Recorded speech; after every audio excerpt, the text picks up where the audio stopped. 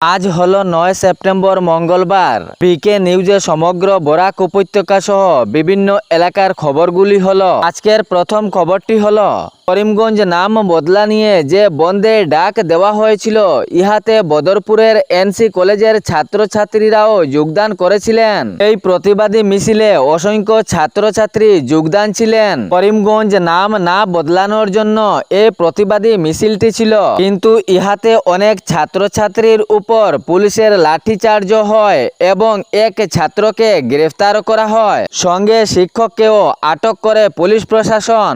এ নিয়ে ক্ষুব্ধ হয়ে যান এনসি কলেজের ছাত্রছাত্রীরা। গত সোমবার এ নিয়ে এক প্রতিবাদ করেন। গত সোমবার এনসি কলেজের ছাত্রছাত্রীরা পুলিশের লাঠিচার্জ মামলাটিকে কেন্দ্র করে এক বিক্ষোভ প্রতিবাদ করেন। করিমগঞ্জ নাম বদলা নিয়ে যে প্রতিবাদ করছিলেন এনসি কলেজের ছাত্রছাত্রীরা, ইহাতে একজনকে আটক করা হয় এবং অনেকজন ছাত্রছাত্রী আহত হয়েছিলেন। এই ঘটনাকে কেন্দ্র করে গত সোমবার এনসি কলেজের ছাত্রছাত্রীরা বিক্ষোভ প্রতিবাদ করেন।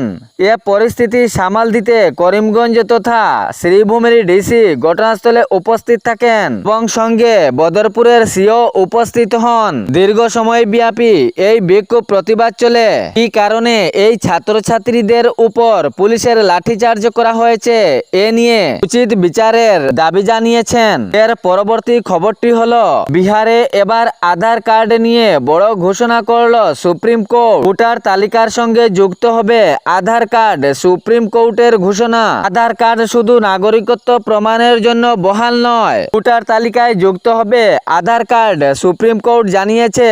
গত সোমবার বিহারের ক্ষেত্রে সুপ্রিম কোর্ট এ ঘোষণা জারি করেছে।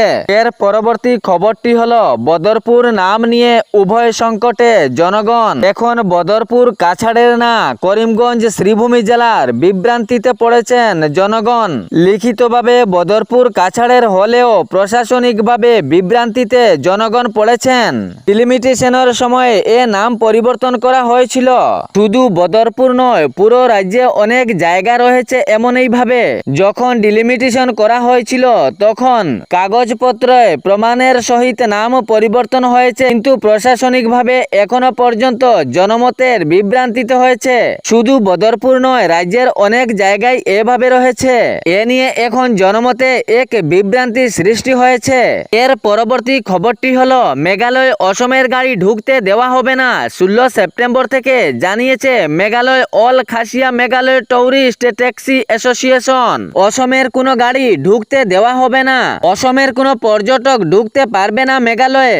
এ নিয়ে পাল্টা জবাবে অসম ট্যুরিস্ট ট্রান্সপোর্ট অ্যাসোসিয়েশন জানিয়েছে, যদি অসমের কোনো নাম্বারের গাড়ি মেঘালয়ে যেতে দেওয়া হবে না, তাহলে মেঘালয়ের কোনো নাম্বারের গাড়ি অসমেও ঢুকতে দেওয়া হবে না।